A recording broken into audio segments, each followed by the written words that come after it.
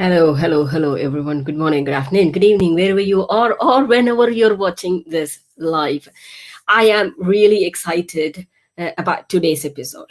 You may be thinking, okay, she's excited about all the episodes. Of course, I am, but I'm doubly excited for this episode, is because Katie was introduced to me by a friend of mine when I was talking to her about I want to get transgender person on my show.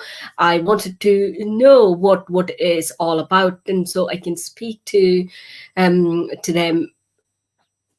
To frankly, sometimes we get into the situation of can I say this? Can I not say this?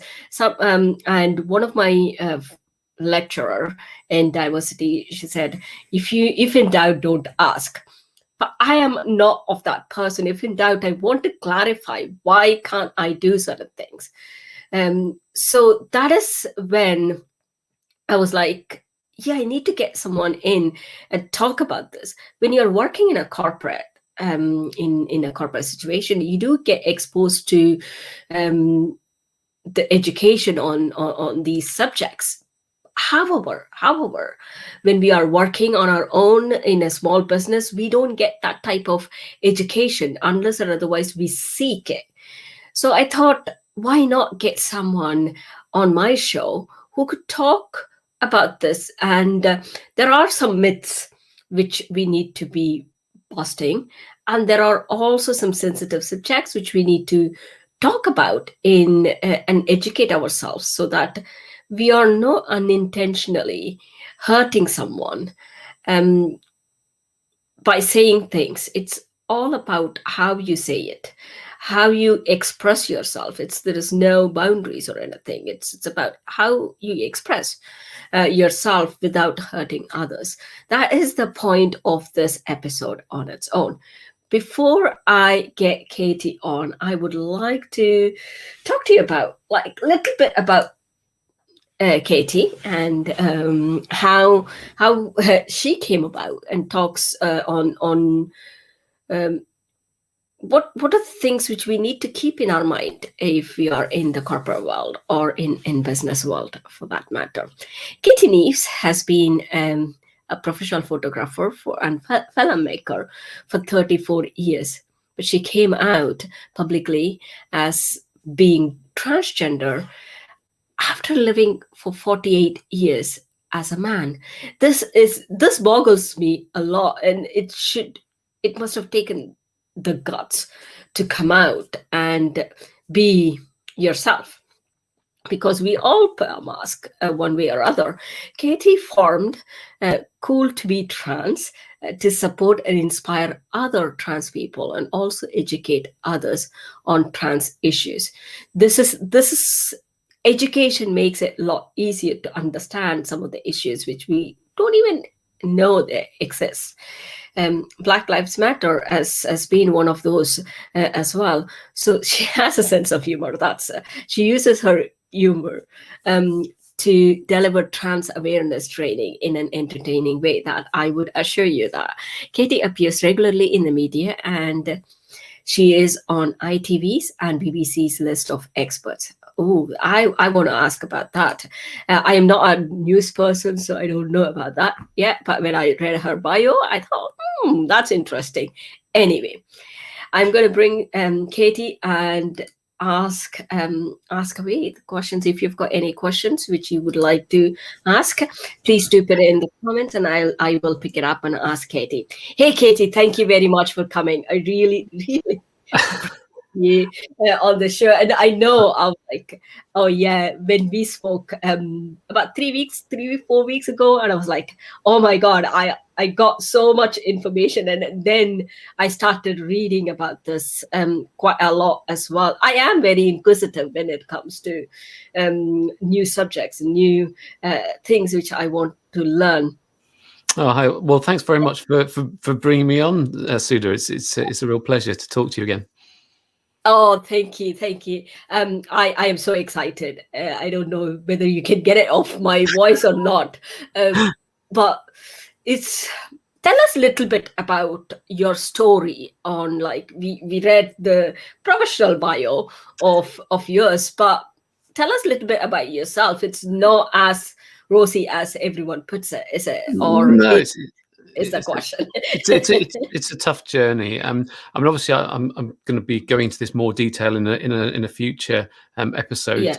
We've got another live one, so I won't say too much. I don't want to give too much away, but just briefly. I mean, you sort of did sum it up by sort of saying, well, 34 years I've been a professional photographer and filmmaker. My background's in press photography. I used to work for newspapers, and then I left there 24 years ago, something like that, to set up my own freelance photography and video business, which I named after my old male name, which was Martin. It's called Martin Neeves Photography and Film. And the problem is that when I admitted to myself, because I've always had something called gender dysphoria, which is a mismatch between how I felt in my head and my heart, i.e. my gender identity, as opposed to my primary sex characteristics and the label that I've been given at birth. You know, we're all given this label. We're not just born a boy or born a girl. We're given that label based on what the doctor or midwife can see, and they don't always get it right, and they can't tell what gender the person is because that's what's going on in their head and their heart, rather than what's between their legs. And so it's all about labels, basically. Yes. And I've always had it, but it just increased over time to the point that when I was 48, then I admitted to myself, and that was the hardest thing, just admitting it to myself that I was trans. I didn't want to be trans. Nobody wants to be trans. Nobody chooses to be trans. It's a hard journey. Why would anybody choose such a tough journey? But yes, you have no choice about it. The only choice I had was whether I did anything about it or not, and that was the big choice, whether I did anything about it. But ultimately, it is the path to happiness. It's being able to live your truth is amazing. It really is. It feels amazing, and I feel so much happier for living my truth. It is my best life. Yeah, I completely agree, because when our associate, God, but I am so bad with Rachel. Introduced me to you, and she said, I can see the difference because she's seen you as Martin. She's seen you as Katie. And she was telling me, you should speak to Katie, you should speak to her. And that's when I said I am one of those people who are inquisitive, and at the same time, I don't want to get into a subject where I might not feel comfortable talking about. That's when I heard, many people would have the same dilemma of like, they're not comfortable talking about, they don't know unless or otherwise they are in that circle. So what made it so difficult? You said your business is still, did I get it right? Your business is still in your previous name or previous life, I must say. So why would that be? Why did you not transition? I know it's a brand issue, but there are other things to go with it, or is it just a brand that you didn't change? It's a brand issue. The thing is, it had been an established brand at that point for 22 years, and I've done many things. The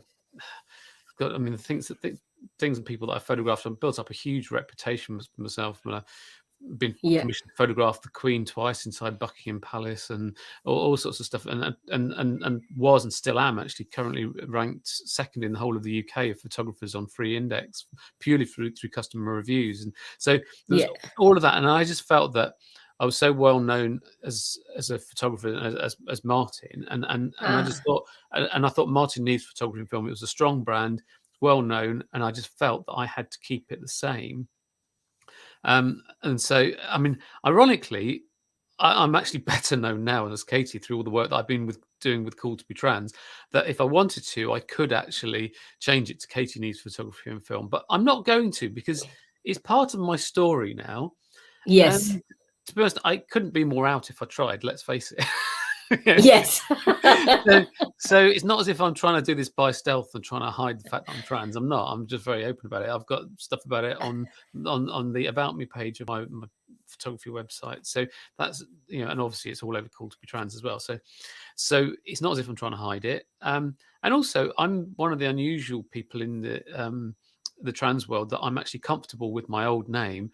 and I'm completely comfortable with my past. And so I don't want to wipe Brilliant. out my past 48 years of history. I'm proud of what I achieved as Martin, and so basically I've just detached myself from the brand. So instead of being Martin from Martin Neeves Photography and Film, I'm now Katie from Martin Neeves Photography and Film. It's a Yeah, brand name, it's a business name, but it's not my name anymore. But it's quite a nice way of honouring Martin, and sort of keeping the old name going. Whereas completely. for most trans people are uncomfortable hearing their old name, so much so that they call it their dead name. Ah, And so it's a really bad thing to bring up their old name, but for me it's fine because I'm comfortable with it. Oh, we need to be careful now, like understand whether they are comfortable bringing up their old name or. I would say as a rule of thumb, just don't. Because Ah, most trans people won't want to be referred to, won't even want to have the mention of their old name. Even just hearing their old name is enough to trigger them. So they're very, very sensitive. I'm very unusual in the trans world in the fact that I am comfortable with it. oh, good. Oh, that's nice to know. I didn't know about that, but that's very nice to know about that differentiation. So I remember when we were having a chat before, you mentioned about an incident. Is it right way to put it? When you were at one of the business dinner, and someone had knowingly or unknowingly, I don't know what his intentions were, and but very nice person said, "That's not it. Is you've got to go and find out about it." Tell us about that incident or the story. It was basically it was a black tie event. Obviously, when we way before lockdown, when we were all allowed out to play. I hope that day returns.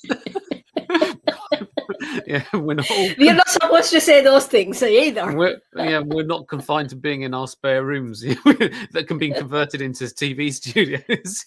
Yeah, tell me about it. Yeah, so it was when we were all allowed to play, and it was this black tie event, and there were quite a few people in the room who knew me. And I was told later on about this conversation between two men who were the other side of the room. And one of them pointed me out and to the other man and said, "Well, you see that woman over there? That used to be Martin Neeves. I don't get it myself." And was talking about him quite disparagingly. But brilliantly is that the guy that he was talking to had the benefit of watching quite a lot of my videos, because I've vlogged my whole journey and done lots of education about this just to Yeah. make it accessible. And so he'd been educated about trans issues from watching my videos. And he said, well, actually, there's a lot more to it than that. And he then went on to educate the other man. And I thought, that is what a true ally does. It's brilliant. And I knew nothing about it until after the event. And he told me, and I thought, that's just fantastic. That really is. And that's what true allies can do. Yeah, that shows that person as well. Like he is being educated to give that kind of information to other person to say it's not all what you say. But also he had the courage to stand up and say, no, that's not Yes, right. That's the other thing, because the easy that's thing what I would was be for going to him. say. Yeah, the easy thing would be for him just to sort of let it go, just to be polite. But actually, that doesn't do trans people any favors. It really doesn't. I agree. It doesn't do any favors to anyone, irrespective. Even some gossiper saying something, it does take courage to say whatever you're saying is not right. You just go get yourself, understand their position before you talk about it. It's not easy thing to say. So tell us. You founded Cool to Be Trans to educate people on transgender issues. What are the common issues?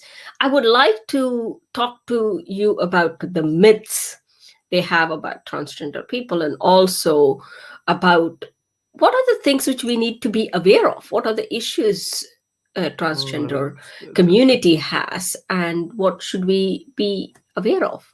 There's a lot, really. I mean, one of the most common myths Give us is some, few, okay. Well, I maybe. think one of the most common myths is that it's a lifestyle choice. I hear this so often. It's a lifestyle choice. That really annoys me, that phrase, because no one chooses to be trans.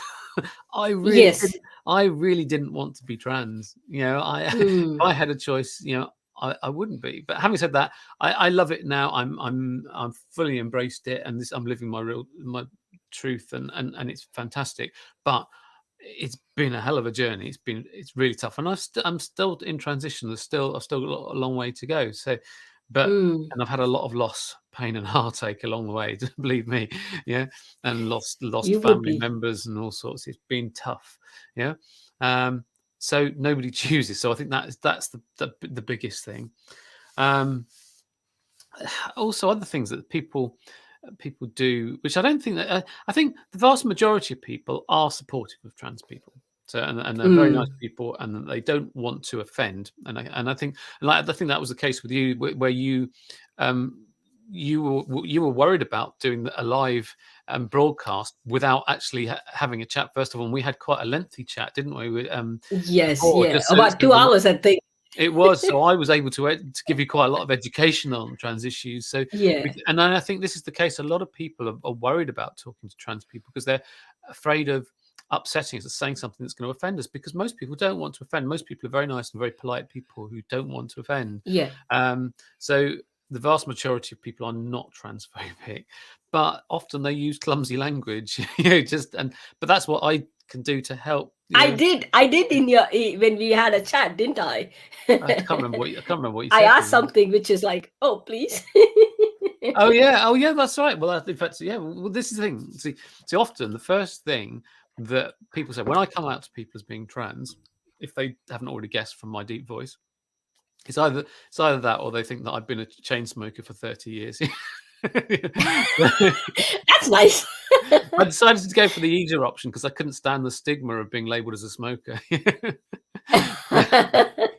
So, yeah. But often the very first thing that people ask me, when I've come out to them as being trans, is they ask me about my genitalia or about operations, and yeah, they don't ask that out of malice. But I mean, you wouldn't ask a non-trans person about their genitalia on first meeting them. I think you'd at least need to buy them a gin and tonic first, wouldn't you? Yeah, and you wouldn't talk to people about their operations. Yeah, fair enough. If they bring the subject up, that's fine. Yeah, because they've given you permission to talk about it. But you don't. You just wouldn't. Yeah. But I think the reason So, that they ask, do many people do that? yeah, all Do the they do time, that? Or very very common. It happens so often, so often. But I don't think that people do it out of malice. I think it's just through lack of education. Yeah. Because a lot of people think that transitioning is just about an operation. Well, it's Oh. not. There are loads and loads of steps along the way, loads of steps, and surgery is only one of them. And many trans people don't take that step for whatever reason. There's lots of very valid reasons, but some of them don't, and many of them don't. So it's one of those things. It's a big step, but it is only one of the steps on the way. But people who don't take that step are just as valid as the people who do, and that's a very important thing. And that's a real myth to be busted. So I think that's a good. Thanks for giving me the opportunity to bust that one. So I think it's just sort of getting it through to people that's it's unacceptable to be asking about people's genitalia on first when you first meet them. Yeah. Yeah, it's just not really on, is it? Yeah. Yeah. I mean, not well. Most trans people aren't as out as me and as confident and comfortable talking about very personal things as I am. But Yeah. so yeah, I think it's I think you just have to be aware of those sort of sensitivities. So, what are the issues? I know we touched about this. What are the issues which they could find in the workplace? Okay. Either they've been in their own life and made the transition, decided to go public about their what do you call that? Their A transition. Their transition. Do you see many people do that during the work term? I think Oh yeah, I might answer the question, but Yeah. how do they? Is it easier? I don't think it would be any easier than telling your family than your work. So how do you handle that? It's very difficult. Very difficult. It's not only from the transgender person who has made that transition, No. who've been true to themselves. It's also people who've been around them. Absolutely. When you say, before I answer that, because there's lots I can say about that, can I just share some scary stats with you? This is about of course, yeah, go away with it. Yeah. Okay, here we go. So I've got it on a separate screen, so I'm going to have to so I can refer to it. But there's a survey done in 2017 by Catalyst that showed that 80%, that's 80% of trans people experience transphobia in the workplace. So think about that, 80%. Okay. Ooh. And how about this one? This is a 2018 report by Stonewall showed that 1 in 8 trans employees have been physically attacked by colleagues or customers. Oh my God, that's scary. And here's another one.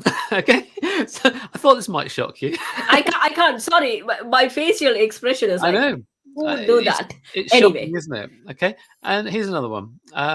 There's a report in 2018 by Crossland Employment Solicitors that showed that 1 in 3 UK employers won't hire a trans person.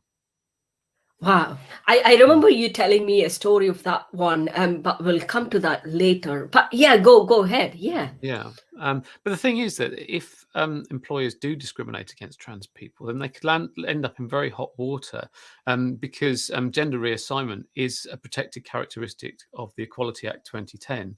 And there've been some high-profile cases where they've fallen foul of that.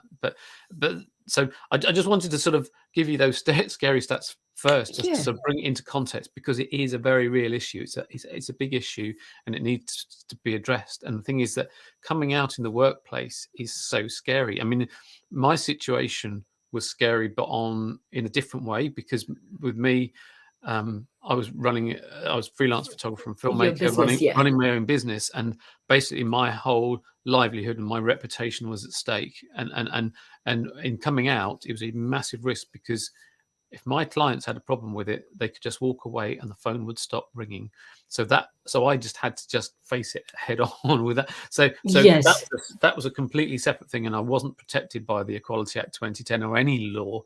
When I did it, I agree. But for people in the workplace, it's hard as well, and it could be made harder if the workplace, if they haven't got a culture of inclusion there, and they haven't had any trans awareness training in the workplace, so that there's all this ignorance and this misinformation out there about trans people.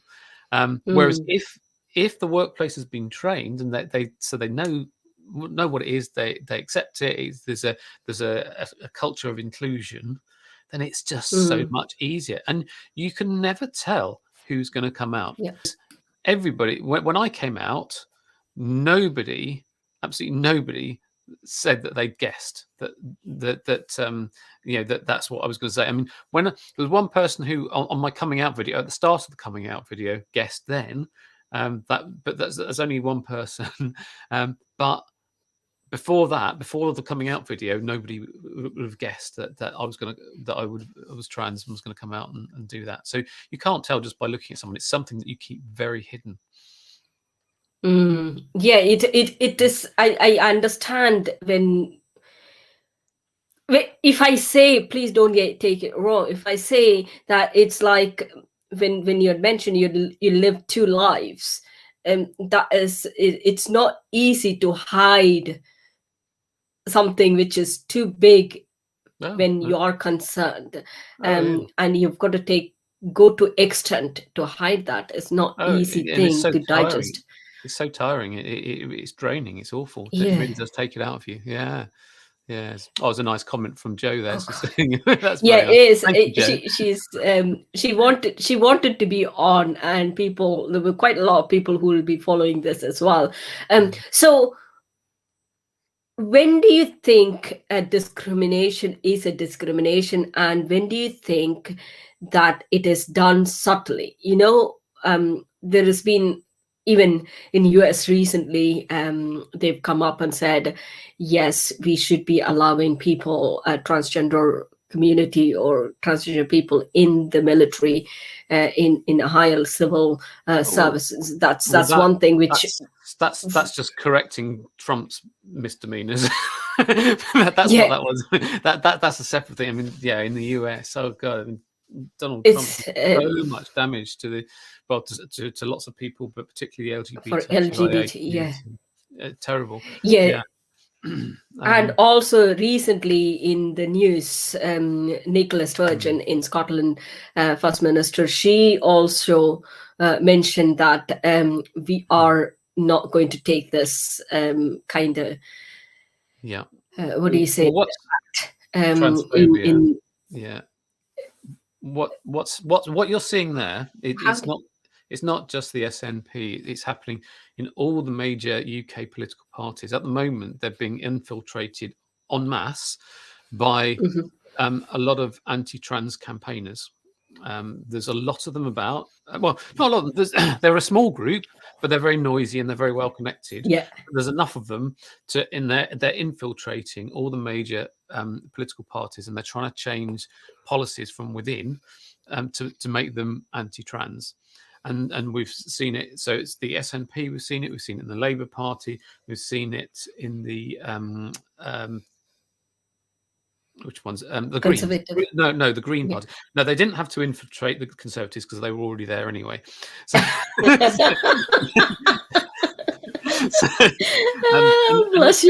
and especially as I mean, having the Minister for Women and Equalities, Liz Truss, with the words and actions that she's been doing, the things that she's been saying has been coming straight out of the anti-trans handbook. It's disgraceful. She's very good at trade. She should stick to her job as trade minister. Yes, but she should not be the Minister for Women and Equalities, in my opinion. There you go. I'm getting all political on you now. No, it's not. It is actually, for so long I've avoided politics whenever I discuss certain things. But I have recently found out that politics plays quite a big role in business, economy, in the way you treat people, the way you do business. It is, as I said before, Liz doesn't have any authority to say all these things, is because in trade you do come across people who are in the transgender community. So she doesn't have any rights to say whatever it is publicly and make it a big issue of that. And having said that, I feel when these people are making the accepting people more aware of policies, we need to think about these things and all of that as well. It plays in two ways. However, they should stop talking about this. We've had a dreadful time, and because the sort of the anti-trans debate and everything's been heating up over the last 3 years because there was a consultation on the Gender Recognition Act 2004, which they were doing this consultation to reform it, and it just basically activated all these trans exclusionary radical feminists, and it's been horrendous, and there's been so much misinformation that's been spread, I think, particularly by the mainstream media as well. I mean, we've got a very anti-trans. I was going to come to that. Shortly. Very. I mean, ones like the Sunday Times, and so many I could list. Daily Mail. There's loads of them, and it's just horrendous, the stuff that they've been putting out there, and they whip up fear. And by sort of saying about protecting women's spaces, and non-trans, so cisgender, so non-trans women are not in any danger by trans women using ladies' loos. We just want a wee and safety just as much as you do. Yeah, of course, yeah. If a man with malintent wants to gain access to women's loos, all he's got to do is buy a mop. Yeah. Yeah. How many? You put a sign up, male toilet attendant, and that's what they got to do. Yeah. So it's they're just building up something of nothing. They really are. Yeah, I think this is where corporates and businesses need to know that it is okay. It is okay to accept this. It's not. There are.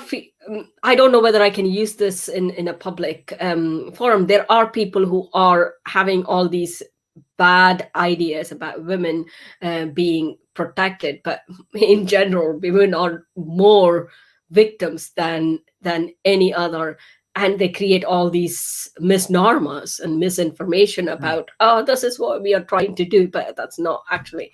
Anyway, I can go on about that in detail. But what's happening is that the anti-trans brigade are whipping up all this fear from within all the major political parties, and so now it's just down to the leaders of those parties to see whether they actually stamp it out or not. And so that's what we're seeing at the moment, and that's what Nicola Sturgeon's speech was the other day about that. So that's what we're seeing. So it's not just in her party; it's everywhere. It's and another thing which I was going to ask you about is as I said, I don't follow news that much, but I saw a clip from what's this guy, Piers Morgan? Is he the?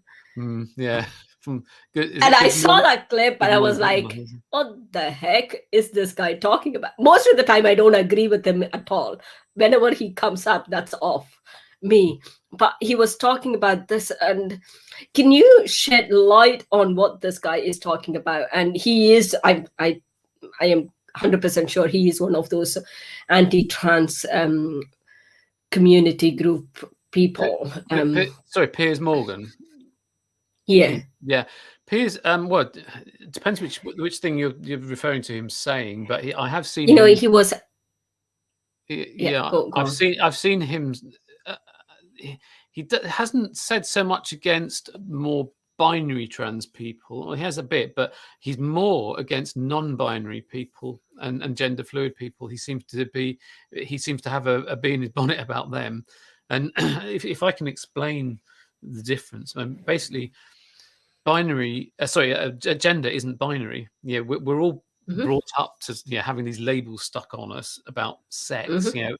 Yes, male, female, boy, girl, pink, blue. When a baby's born, it's a boy, it's a girl, whatever. Well, that's not, sex isn't binary, but sex is completely separate to gender, which is nothing to do with between your legs, between your ears. Yeah, exactly. But the thing is that gender isn't binary either. Nobody is 100% male or 100% female. But most non-trans people have never had a need to look to see where they are on the gender spectrum because they're comfortable with their gender, because their gender coincides with their sex characteristics and the label that they've been given at birth. They haven't given it a second thought, so they just accept what they've been told and what's on their birth certificate. They just accept it and they think that's what it is, and they think that it's binary because of these crude binary labels that we're given at birth. But for about 1% of the population, me included, we have gender issues, and so we've looked at where we are on the spectrum, and the spectrum isn't actually linear. It's because there are agender people as well, as people without a gender. So there's that. But to simplify it, if you simplify it, think of it as being linear. So you've got 100% male on one end, 100% female on the other, and then everybody all in between. We're all on there somewhere. And then non-binary people roughly sit in the middle, somewhere in the middle, because they don't consider themselves to be either male or female.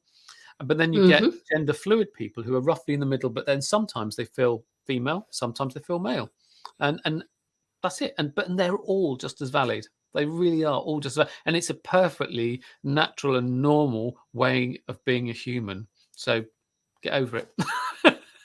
Oh yeah, that really explains where this confusion comes from as well. It's also confusing sometimes if you don't know there are spectrums, and if Of you don't course. understand Well, it goes what against the what we've all been spectrum taught. is all about. Mm, Ah, yeah. that really makes sense now when you explain it that way. So where do we? You mentioned about Debenhams, Yes. Yeah. which is a big issue. And tell us a little bit about that. And I don't want to vocalize that because I am not 100% aware of what that situation is. So you know that better. Please tell us about Okay. what Well, this is and there's what we need to keep in mind. okay. Well, there's three high profile cases that I could highlight. Um, if I Mm, if I tell you about Primark first of all, and I'll tell you about Debenhams after please do. that, and then there's also one with Jaguar Land Rover as well. So Ah, with Primark, so in 2018, a trans woman by the name of Alexandra de Souza joined Primark. So as a checkout assistant. Um, she was in the process of transitioning at the time. She ah, hadn't changed her name at that point by deed poll. And so she told the HR department that she was that she was in transition, but she wanted to be known by her new name. And they said that's fine, but obviously her old and her existing legal name would have to go on the payroll. That's fair enough, because obviously Inland Revenue and all the rest of it, that would have to be like that. yeah. But anyway, what happened in the event? They didn't do that. What happened is that they ended up putting her old name, on everywhere. So it ended up on her name badge, on the core allocation sheets, and so every time the her manager did a roll call at the start of the shift, Yeah. he'd be calling her by her old name, and so that outed her instantly as being trans. And so then she had a lot of bullying. Oh So her no. colleagues were spraying men's aftershave over her till that she was working at. She had lots of comments about saying that she had a man's voice. Then there was an incident in the ladies' loos where she was in there, and a woman had just come out, and there was a male electrician was about to go in there to go and do some work in there. And he said to this woman who came out, "Oh, is there anybody in there?" And she said, "Oh, there's no women in there," very pointedly, and yet Alexandra was still in there. And so again, there's all this sort of stuff, and there was loads of things came up. There was she then complained to her manager. It led to an investigation which was completely inadequate, and they completely failed to follow the ACAS code of conduct. Anyway, in the end, it went to court. She left because she took them to a tribunal for constructive dismissal, and Primark ended up having to pay £47,433.03, plus obviously all their legal fees and all the bad press that came with it. So Yeah. yeah, and that and so it just shows you the importance of getting it right and things that can go wrong. Then Yeah. there's another case with Debenhams. There's a woman called Ava Moore, a trans woman, who applied for a temporary Christmas job in 2019 in their Newry branch in County Down, and she did very well on interview, and she also had a trial in front of some customers and did very well there and related to it. But what happened was that her, she had to reveal. I think she had to show a birth certificate or something just to show her identity on the interview. And as soon as she did that, the atmosphere in the interview changed completely. And in the end, she didn't get the job. But obviously, at that point, she knew that she didn't get the job because she was trans, but she couldn't prove it. However, later on, she Mm, received an anonymous email by somebody who was there, who said that she would have got that job, and the only reason that she didn't get the job was because she was trans. So even though she hadn't got the job, it was enough for her to take Debenhams to court, to a tribunal, and they actually settled out of court. They paid her £9,000, but obviously they would have had legal fees, and they had the bad press as well. So, that was that was just shows you, and that was just for a short term temporary job over Christmas. That would have probably been on minimum wage as well. And then the last one was very recent with Jaguar Land Rover. There's an engineer called Rose Taylor who at the time was identifying as non-binary. I believe now, I think she, and I'm saying she now rather than they them, because she now wants to have female pronouns used. But at the time she was identifying as non-binary, and basically she had a lot of discrimination against her, and she complained and everything, and in the end she left, and then she took Jaguar Land Rover to a tribunal, and it was terrible. There's the stuff that was going on there, but in the end, the Jaguar Land Rover were trying to defend the case by saying that the Equality Act 2010 only applied to binary gender transitions, and it didn't apply to non-binary. But I actually interviewed the barrister Robin Moira White recently, and that's going to be one of my next. I do a series called Cool People, and she's going to be one of the next ones coming out, so you can sort of have a look at that. So she talks about the case in great detail, so I'm not really doing it justice by how I'm summarising it, but ultimately, Jaguar Land Rover lost big time, and it showed and it proved that non-binary people are protected under the Equality Act 2010, and Jaguar Land Rover ended up having to pay £180,000. Plus they would have had their court fees and obviously all the resulting bad press. So, I mean, they got away with 180,000 in legal fees. They should have gone more, because why would you challenge just a anyway? But the thing is though, that if we're sort of looking at all the negative side, and we shouldn't have to make a business case for doing trans awareness training in the workplace. It's the right thing to do. But having said that, but a lot of companies, sadly, you have to make a business case, and it'll be a great day when you don't have to make a business case for these sort of things. But I mean, if you look at tell me about it. Women in tech has got to make a business case as well if they need any kind of training. Ethnic minorities have got all of this. I really don't understand. I think this is where the business leaders, like business owners, they've got to think about these things from out of business perspective and say, do I need this training? Yes, I do need, and there is no business case needed. I feel most of the corporates are the ones who are thinking from that point, is because if they've got to bring the policies in a way or something. I really don't understand this. But instead of thinking, oh, well, they're doing it just because they don't want to be sued. I mean, that's but instead of thinking that, let's look at the positive reasons. I mean, a lot of trans people don't even get past the telephone interview, because especially like me, if there's a mismatch between how we look and how we sound on the phone, I know I sound like a bloke still. So often doesn't progress. But if you do, if they do actually find employment, for trans people, if they get a supportive employer, then they're going to be so loyal to that employer, because of course it's so worrying. Trying to get trying to get another job, and you don't know what the culture is going to be like in the new place of work. Are you going to be discriminated against? Is it going to be is there going to be a lot of aggro? You just don't know. It's so worrying. So if you find a supportive employer, you're going to stick with them, and you're going to do your best work. You really are. Also, I tell you, there was another survey done recently. It was by Credit Suisse. This was in 2016, and it showed that LGBT employees are 32% more productive when they're comfortable being out at work. Now, what's not to like about that?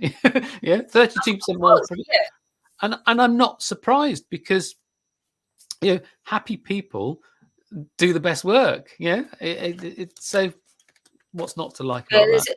I totally agree with that particular aspect. Me being, I've been a victim. I don't like to call myself victim, but I've been I've faced this in many counts. Number one, you're brown. Number two, you're you don't belong to that. And I've got quite a number of stories. And also number three is women in tech.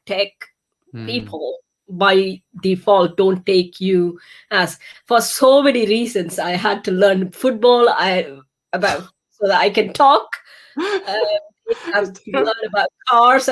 I love cars, but it wasn't a big joke. But football, I don't like. I don't like rugby, but I had to learn about the terms so that I don't look stupid in front of people when people are discussing about this. I'm exactly the same. Exactly the same. And thing is that, like with my job previously, when I was a press photographer, you know, I was working the photography departments in newspapers, and in those days, back in those days, it was all, you know, we're talking like 26 years ago. It was a very male-dominated industry, and there were a few women coming into it, but not that many then.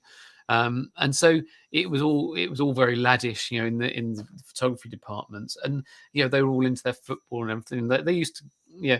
I remember there was the last staff newspaper job I was on was with the Coventry Evening Telegraph, and I remember that, you know, the other lads, you know, they used to love going out and photographing Coventry City playing football or whatever, and you know, that was when they were in the first division all those years ago, you know, and they used to love all of that.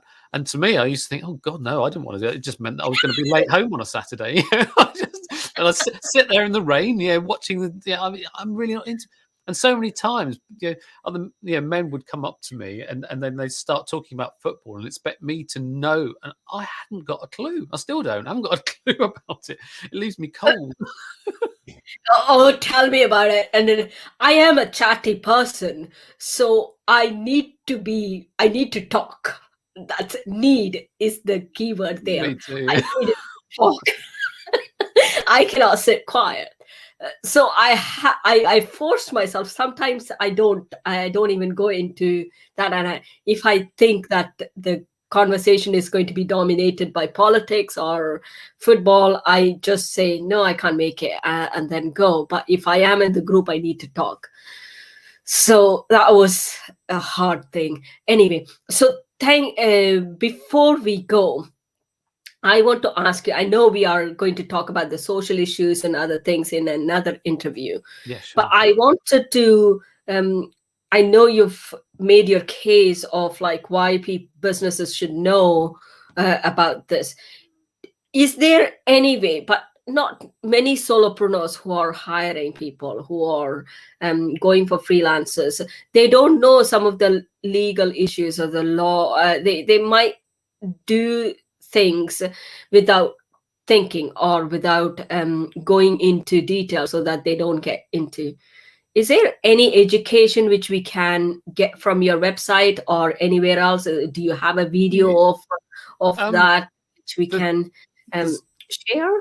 Yeah, I mean, there's loads of there's loads of information on my website, and there's loads of very educational videos. You can spend a lot of time watching videos on my website. There's loads on there. I love your videos, really. Thank you. So there's lots on there. So I think just by educating themselves about what it is to be trans, you know, and I mean, my main message really is to show that trans people are just ordinary people who want to be safe, loved, and happy, just like everyone else. That is the message. And I think if they come at it from that point of view, realizing that we're not some sort of alien species, we are just people who want to be happy, you know, then I think they can't go far wrong, you know.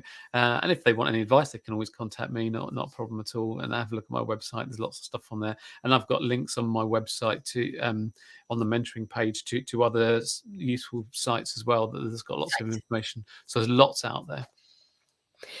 That's brilliant. Would you be able to put that link after we finish this interview in the comment, either on LinkedIn, or I'll grab it and put it on other platforms? If you could do that for me, that would be great. Yeah. If they just go on to cooltobetrans.co.uk anyway, and it's the number 2 and the letter B, but cooltobetrans.co.uk. But I can put it in the comments anyway. But, Trans. .co.uk. Hopefully, I've got that right. Yeah. And also your social media links so that people can get in touch with you, and your YouTube. I think your videos are brilliant videos, which you've got on the Thank you. Instagram and Thank also you. Yeah. on YouTube. Thank you very much for coming on the show. And I know I'll be talking about it, and I can talk to you because this is, I love new stuff. I really love new stuff. So I am learning a lot whenever I speak to you. Oh, I need to be aware of this. Oh, I need to be aware of that. Today's point of that spectrum of where people are, and even differentiating yourself as a binary and non-binary is in itself is an education. And Jaguar, I don't like Jaguar, but maybe it's me. Well, hopefully they've learnt their lesson now. Hopefully, I still, if they could have got away with will have look on. Priscilla is saying she'll have a look on IG. Priscilla, I'm telling you, there is a video from last week, I think, about mother of a trans. Was it trans male or female? He Female, was trans girl, yeah. female, yeah. So that was brilliant. I have not watched the full one. I will go and watch it now. It's an emotional watch, isn't it? Yeah, it is. So if you want to listen to Katie again about the social issues and other things, and her full story of how she came out of it, and what was transition story, and in detail, we are having that show or the episode on 23rd Tuesday. I will put all the details in. It is for the social. It is a different podcast to this one. So thank you very much for coming on the show. That's the touchy-feely one, is it? Oh yeah, that's a touchy-feely one. I want to know. I love stories. I'm not a very great storyteller, but I'm getting better at it. But the way you told me was like, oh my God, it's a lot to go, even to get your head around. And I don't envy you when you say it is not easy transition. I completely agree, and sometimes you do make it look a lot easier as well, but which is not. I know when you are in that situation, it's a scary one. So yes, that is all we've got today on this episode. If you're employing people in your organization, and if you want Katie to come and give you education, do you do online education as well, or do you? Yeah, do you absolutely. Yeah, at the moment, all my training's been done virtually because we can't get in. I can't wait till I can get in the same room as people again. But I mean, yesterday I was doing a webinar to 189 lawyers. Ooh, so just all done via Zoom. Amazing. Zoom. So yeah, if you want to get in touch with Katie to understand what is, and if you want, go to her website and find out if there are any links which you can go and educate yourself. I've been doing that for the last 3 weeks like crazy, and my YouTube videos, that's how I find new stuff on this, and that's given me a good education on as well. Thank you very much, and I'll see you all in the next episode. Until then, be safe and go and get your vaccine done or whatever. I'm not pro. I'm neither pro nor no, but be safe. Be safe. And I know someone came on me a couple of days ago. It's like, okay. Thank you very much, and I'll see you all next time. Bye. Thanks, everyone. Bye.